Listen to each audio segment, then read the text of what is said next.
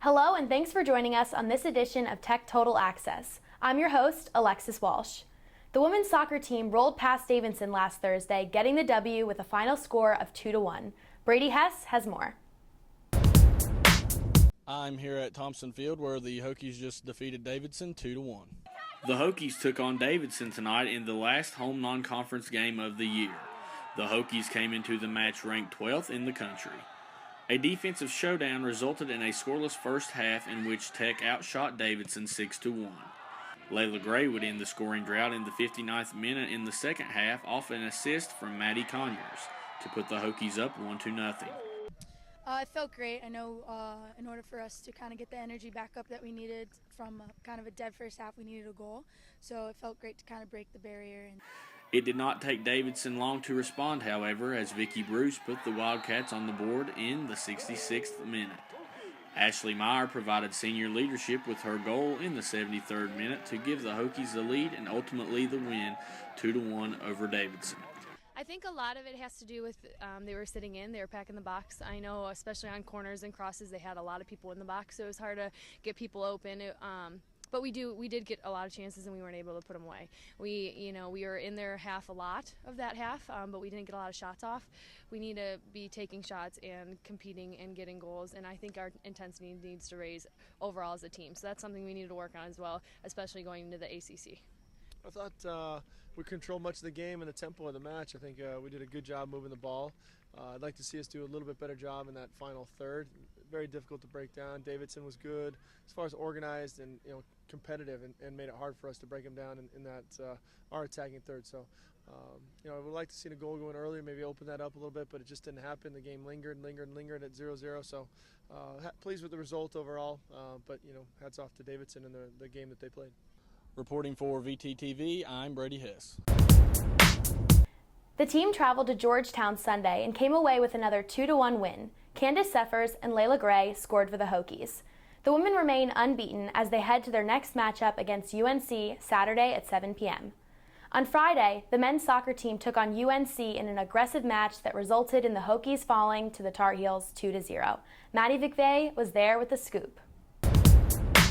I'm here at Thompson Field where the Hokies just lost to UNC. Coming into the game ranked as number 3, North Carolina was a tough match for the Hokies. Both teams battled hard throughout the game. The Hokies were able to attempt a few goals early on to try to put them ahead, but could not get the ball past the hands of UNC's goalie James Pyle. The battle continued and the game remained scoreless until UNC scored a goal late in the first half. Despite being down 1-0, the Hokies continued their fight. But just over 3 minutes later, UNC scored again off a shot taken just outside of the penalty box. Going into halftime, the score was 2-0 in North Carolina's favor. However, Virginia Tech kept up the fight. The second half was aggressive to say the least. After a couple more shot attempts, neither team was able to convert. Throughout the game, Tech's goalie sophomore Ben Lungard made 5 saves. The final score remained at 2-0. For VTTV, I'm Maddie McVeigh.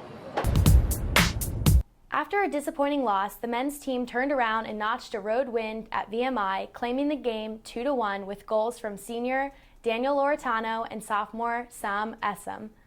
They will take on the Louisville Cardinals on their field tonight at 7 p.m. The next home game is Tuesday versus Delaware at 7 p.m. Now, Ricky and Russell, tell us what you thought about this week's soccer games. Well, obviously, men's soccer had a tough game. They went up against North Carolina, who's ranked number 3 in the nation. Just a bad loss. Yeah, it was our first ACC game of the year, and dropped us. We lost 2-0, but they just got outplayed throughout the whole game, really. We only had 5 shots. UNC had 12. That's just a stat that you can't live with and hope to win. Yeah, I mean, obviously, there's a talent level disparity there. Tech just is not, their men's soccer program is not known for being very successful. They've struggled to recruit with the talent that UNC has, and it just showed in this game. Yeah, and so on the season, Tech has now won 2 games on the road, but this game was at Thompson, and they dropped to 0-2 here in Blacksburg. So I think they need to pick it up here at home as the season goes on. Yeah, I mean, obviously you're not going to play the third best team in the nation every week. You're going to get some breaks, but they need to perform better, obviously. getting wiped off the field is just not going to work for them. Women's soccer, however, a completely different story. They're ranked 12th in the nation, coming off 2 wins and an even longer win streak against Davidson and Georgetown. Yeah, great games against both those teams. Against Davidson, they had 12 shots. Davidson only had 5. That's just a great stat. And there was a beautiful goal in that game by Layla Gray off a header from across. So I'm really liking what I'm seeing from women's soccer. Yeah, Layla Gray and Maria Tiernan and then Ashley Meyer, those are their three main players. And all 3 of those girls are really, really good. Tiernan's great. She's missed 2 games this year. I think she's had some kind of nagging injury issues, but she leads the team in goals still. Yeah, that win against Georgetown moves us to 8-0 with 1 tie on the season, which is great. So they're a team to look at going forward. And it definitely helps too. They're not going to play a ranked opponent for the rest of the season. They don't have a ranked opponent listed. I mean, obviously that could change, but West Virginia, who was ranked in the top 15, was their only ranked opponent they're going to face. And another thing I noticed too is that they haven't given up a first half goal yet this season. So obviously getting off to a fast start. That's really impressive. All right, we'll be back after the break with football.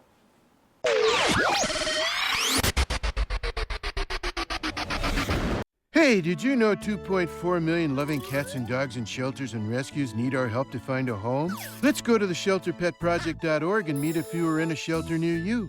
Harlow, oh, she's one great listener who loves to hear all your stories. My kind of cat. Cerulo is a sweet, goofy boy who's eager to please. Sounds just like another dog I know. So go to theshelterpetproject.org, search your local shelters and rescues, and go for a cuddle with your next best friend. Adopt. They said a bottle was just a bottle.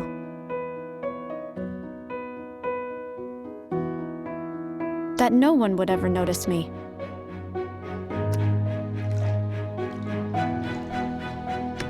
But I knew I could be more. That one day, I would make people smile.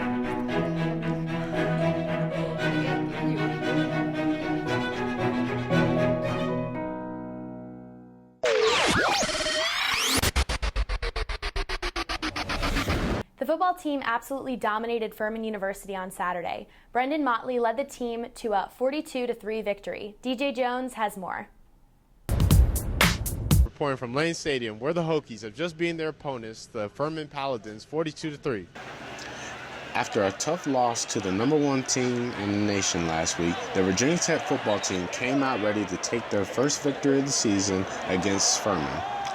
The game started out slow, with neither team scoring in their first 2 possessions. But it didn't take Tech too long to realize that they couldn't be complacent against their opponents. They began rolling after a late first quarter interception, which resulted in a touchdown. And from there on out, the touchdowns kept on piling up.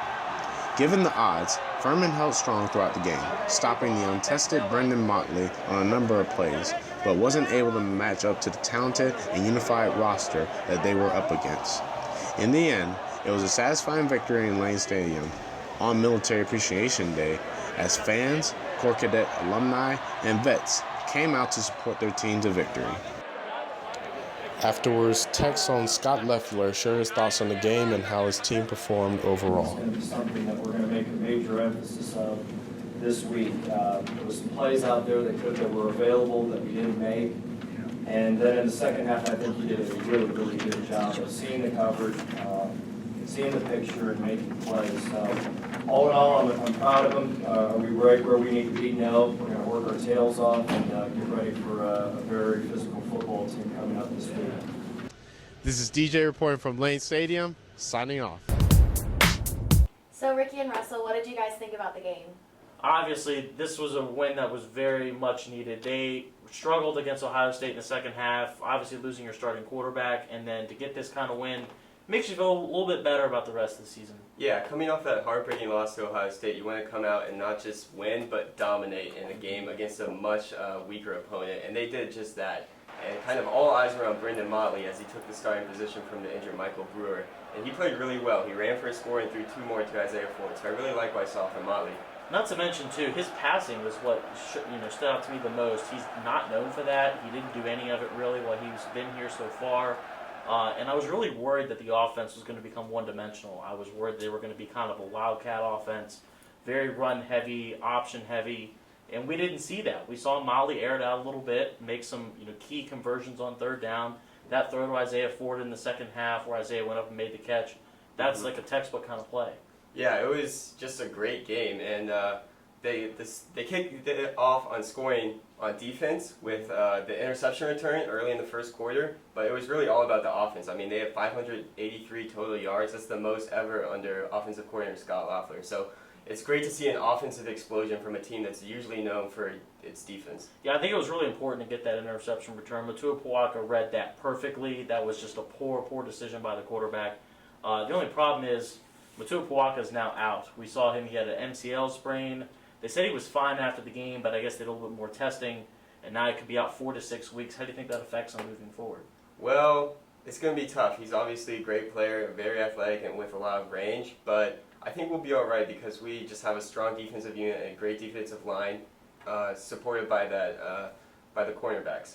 Yeah, I think that Carson Lyden, who's a true freshman, kind of a highly touted recruit, I think he's going to get some time this year. Sean Hulskamp, he came in, backed up Matua Puaka, played okay. He didn't really stand out, but Carson Lyden is someone that they're really high on, and now they might not be able to redshirt him because they might end up needing him down the season. And also a backup quarterback, Dwayne Lawson, who a lot of fans actually thought should have started this game.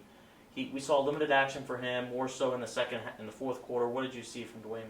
Well, yeah, he kind of took the role that Motley had when Brewer was the starter, came in for a couple series to run some wildcat plays, and then, like you said, did cleanup duty in the fourth quarter when the game was out of hand. And he looked impressive. I mean, he showed his skills. It's his first college action, and obviously it takes some getting adjusting to the fast-paced game, but he showed that he has talents that can translate to the next level. I mean, he definitely has talents, but in my opinion, he didn't play well at all. I mean, his throws were way off. His technique was horrible. Even Scott Loeffler and Frank Beamer after the game said that he's really got to improve on his technique, and that's really what's holding him back right now. If he can really make that next step with his footwork, get his mechanics down better, who knows? Lawson might be a guy that gets a look later in the season, or definitely next year with Brewer graduating. Yeah, he definitely has the physical skills to do so. I think going forward, an interesting facet to keep an eye on is the backfield.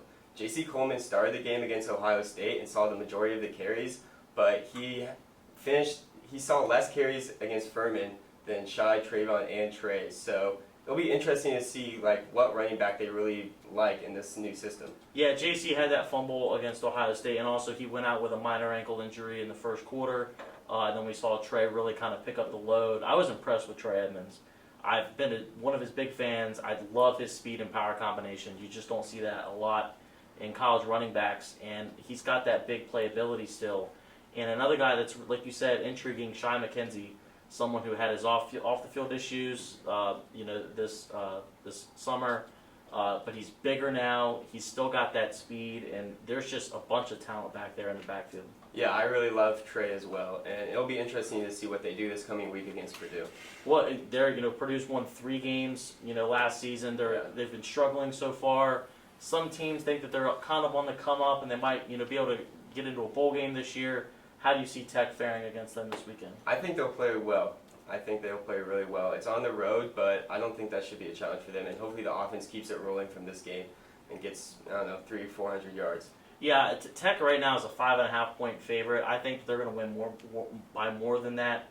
I think Motley really has that confidence boost now, and not to mention just the defensive front for Virginia Tech is too good. I think they're going to get a lot of pressure on the Boilermakers, and I think Tech's going to walk out of there with a fairly easy win. Should be a great game. So you think they're going to play pretty well? Do you have a score prediction for us? Well, I think the defense is going to dominate. I'm predicting a final score 24-6. I think that the kicking game's been kind of an issue, so I'm not sure you're going to see any field goals, maybe one. I'm going to go with 28-7. I think Purdue is going to get on the board at least once, but after that, I don't think that Tech's really going to have an issue. I think it'll be pretty handled by the fourth quarter. All right, after the break, we'll tell you about what games are coming up next week.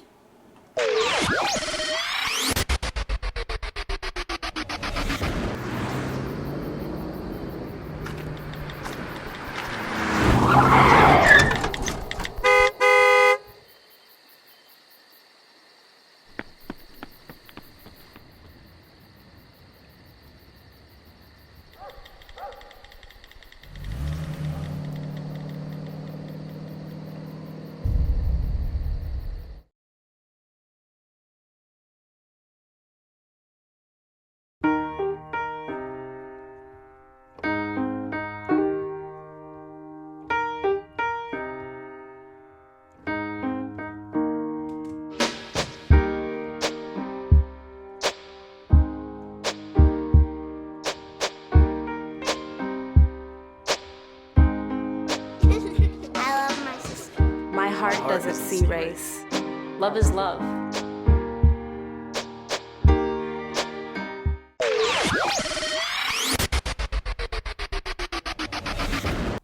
Coming up next week, the men's soccer team takes Thompson Field Tuesday to battle Delaware, while the women's match up against UNC on Saturday.